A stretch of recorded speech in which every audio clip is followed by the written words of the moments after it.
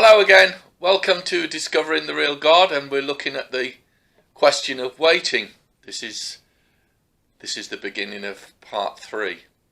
I don't really want to go back to recap because that's the beauty of video. It's there if you want to refresh your memory of what we've been talking about. We were talking about that God had given me and my wife some warning about that we would be in a place of isolation, which we have been. I don't want to go into the detail of that, but it was a question of being in God's care in that place and not to be concerned about it. And he gave us the analogy of the ark and the family of Noah safe in the ark in God's care. So what are we doing in this place of so-called isolation? My wife's a teacher, so that is her calling at this season of our lives. She's still working.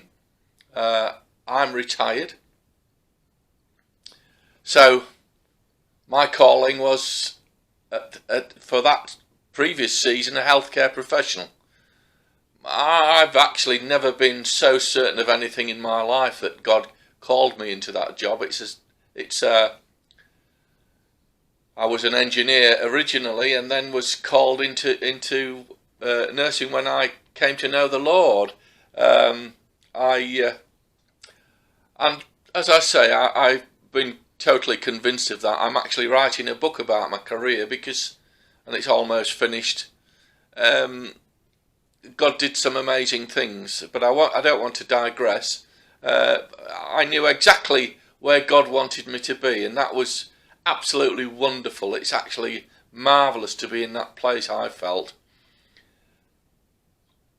I found it therefore particularly hard to come out of retirement, and it was a bit of a rocky road actually, but nevertheless I've kind of settle down into what God's given me to do now, which is one of the things is this particular video that I'm recording now. I did try several things that didn't seem to work out very well, although I can already see that God is going to use those so-called blind alleys or failures for the future. So was it wrong? I don't think so. God tends to use everything, actually, I feel. I don't think that failure is in God's vocabulary somehow. He uses what he does, what we do, rather, and what shapes us. He uses that, for his purposes. All things work together for good for them that love God and are called to his purpose. So I've started these recordings, and who knows where that'll take me. Who knows how long I'll be doing it for? I don't really care. I have no cares about that now. I used to be quite a worrier. I used to be quite an anxious person. But God's dealt with that. That's sin. And God's helped me deal with that particular sin of anxiety. And now I'm happy to be doing the will of God today. Who knows what tomorrow will bring? I know that he can direct me daily as I commit everything to him. Only a few days ago, my wife and I were sent a book. It was an act of what you might call an act of random kindness by a very dear friend of ours, and it just arrived in the post. We were delighted with it. It actually, we both enjoyed it and are still enjoying looking back on it. It's a small book, and each page or spread has got its own story, so it's not something chapter by chapter. And it's basically telling the gospel. The thing was that out of that, my wife and I both realised that God was speaking to us about a project he wants us to get involved in as a collaboration. And it's another way of serving God and reaching out to others with the gospel. So we're very excited about that. Again, I said, if you're doing other things, God will direct your path. And actually, it's funny that it's happened while I've been recording this vlog, this particular vlog. And it's not something that we planned. It just happened. And this is what happens. If you're active, God can direct your path. He cannot direct you, if you're not doing anything. A stagnant pond is no use to anyone. It's running water that's got life in it.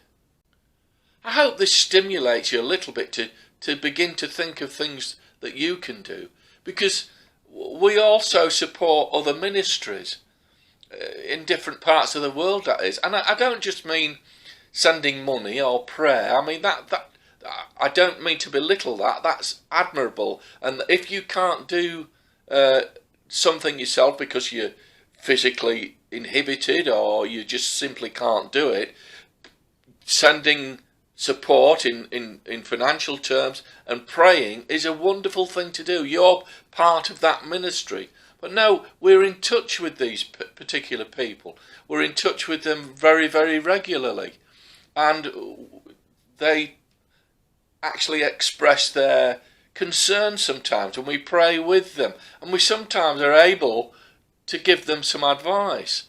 So because they're younger people, so they, I suppose, lean on our little bit more experience in some cases, which is wonderful. That's something that you could be involved in. Now, my wife and I have hopes for the future. It's not just vain hopes. We know God's spoken to us and we are waiting. Until then, we do what we can. If we see something more God is bringing, like this project that's just arisen, then we grasp the nettle. I wasn't ready before. I wasn't prepared. But now I am. And I'll explain what I mean by that. When my wife was actually living and working in Thailand. She's a teacher, as I say, and she was working as a teacher in Thailand. And I was out there, I'd newly retired, and I was out there with her, and I was actually writing my third book. And I'd previously said, Lord, I'll do anything and go anywhere. But I was sitting there in the heat of Thailand, and it's absolutely relentless. I don't know if you've been there, but day after day, it's great for a holiday, but day after day after day, it kind of wears you down. And I realised it was actually God, I suppose, that brought me to that realisation. I said, Lord, I'm such a liar. I wouldn't want to come here for a king's ransom in all of this heat. And I realised that I wasn't ready to do anything that God had asked me. But a lot of water's gone under the bridge since then, and I feel as if I am ready to do what God's asked me. But in the meantime, I've been doing other things, and God's prepared me through doing those other things. So while I study and I share, I'm also reviewing books that I've written, and I'm writing new books. So I am involved in many things at the moment. God hasn't particularly told me to review the books, but it's something I've realised that needs to be done. We have a brain, and we can use that brain to figure things out and get on with it. There's no one else in our lives that cares enough that they would have a plan for our lives. There's only God. We can enjoy the benefits of obedience to Him and Him alone, and the rewards are eternal. Don't forget, whilst you may not be completely satisfied with what you're doing, you might find the waiting hard. God has promised to form you in the likeness of His Son, and that will more likely mean different things for different people. Sometimes I think, wow, It must be great to have been called into the ministry when you're young, to know and recognise what your destiny is, and to be getting on with that.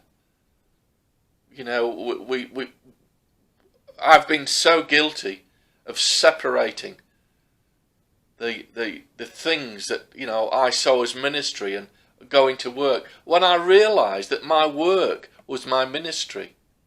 If God's called you to do that, that's your ministry. You're pleasing God by putting everything you can into the work that you've given. You don't have to be preaching, you don't have to be evangelising, you don't have to be teaching. No, if you've been given a job of work to do, and God has led you into that, then that's your calling. There's too much of this separation. God does not see it like that. I'm absolutely convinced. But it must be great to be called as a pastor or teacher or evangelist, one of the so-called fivefold ministries. But Father knows best. That's the thing. He knows what is going to conform you to the will of his desire for you to become the image of his Son. That's if you agree to be conformed. You have to be obedient. So we're looking at the next scenario, which was number 3. If you're doing what God has called you to do, but someone else who is part of the plan is not playing their part. So what if God has put you on course to will and to do of his good pleasure, and it relies on someone else playing their part, which often it does. We're called together sometimes, together as to partnership with someone or some people. There might be more, there might be a group, there might be just one. There's a partnership. And if that's not happened, if they're not playing their part, that's kind of left you high and dry. But I can tell you, God's not been caught out. Sometimes we're reliant on man. Moses was reliant on his brother Aaron. We can see that landed him in quite a mess on more than one occasion. Moses was up the mountain with God, and the people became restless. So what did Aaron do? He sold Moses down the river, basically. He made golden images in the hope that he would take over as leader. That was his aim. Aaron said he cast the gold into the fire and the images came out. What a liar.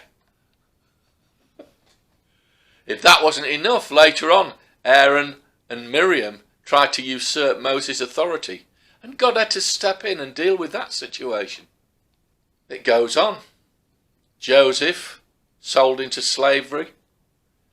Absalom's coup d'etat against David.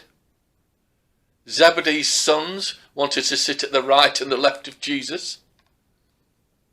Not forgetting Judas. People will let you down, and we know that. God nevertheless entrusts his plans to men, and men fail. So what's new? I can only say that God will never fail you. I know a man who was, actually this is a true story, I know a man who was called into ministry with another man.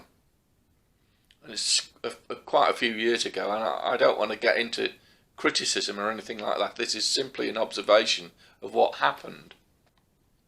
You know, we're not going to be able to answer for anybody else at the judgment seat of Christ. It'll be our own lives that we answer for. So we're best not to get involved in other people's lives now, had we? That's a pretty good rule of thumb, I think. Because every idle word that men shall speak, they shall give an account thereof on the day of judgment. For by your words you shall be justified, and by your words you shall be condemned. So we better watch out if we've promised to get involved in something and we don't do it. If Jesus tells us, what's my opinion worth? I can tell you what my opinion's worth when Jesus has spoken. Absolutely nothing. we may as well look to the Master. We say far too much really about what other people are doing. It's none of our business. We have to work out our own salvation with fear and trembling. If you see a brother in trouble and you can help, that's a different matter.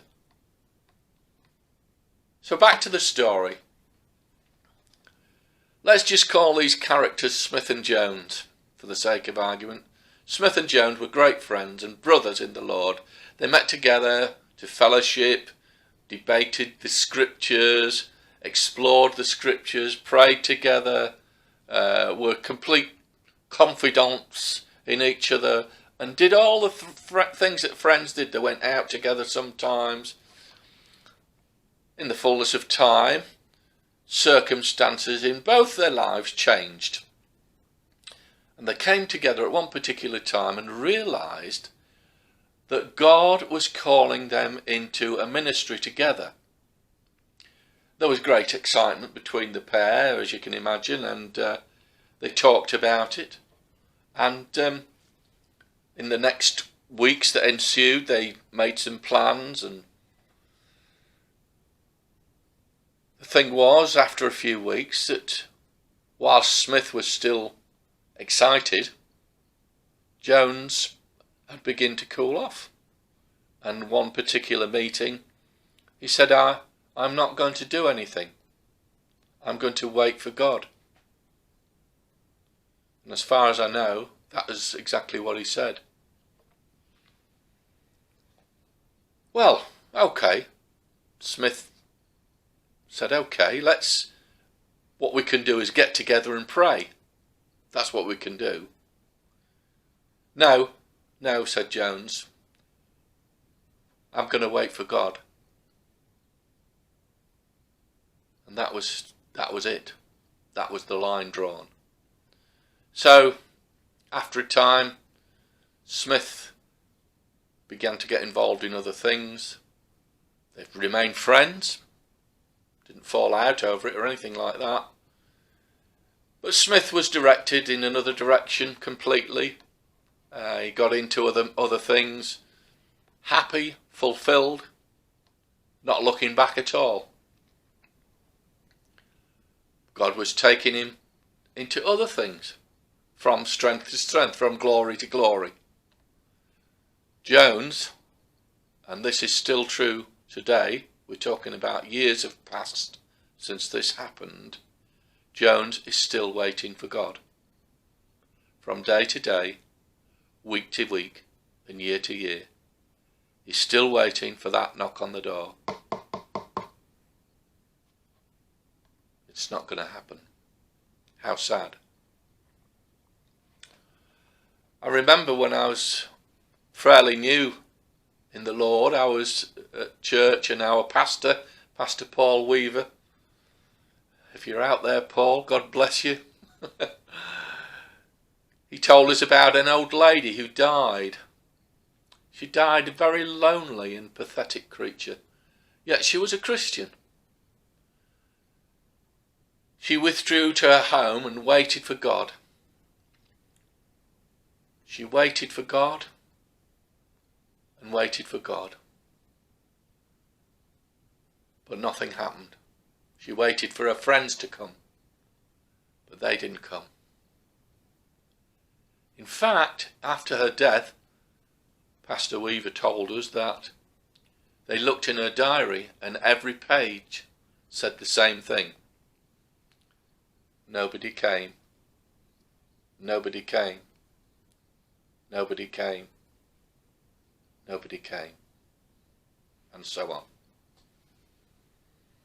I don't even know if that story was true or Paul used it to illustrate his point. It doesn't really matter. But it's quite a poignant thing, isn't it? God can not only take our failures, but also he can take the failures of others that have affected our lives. He can turn anything into success. But you have to do something. Henry Ford said, if you do the things you always did, then you will end up with the results that you always had.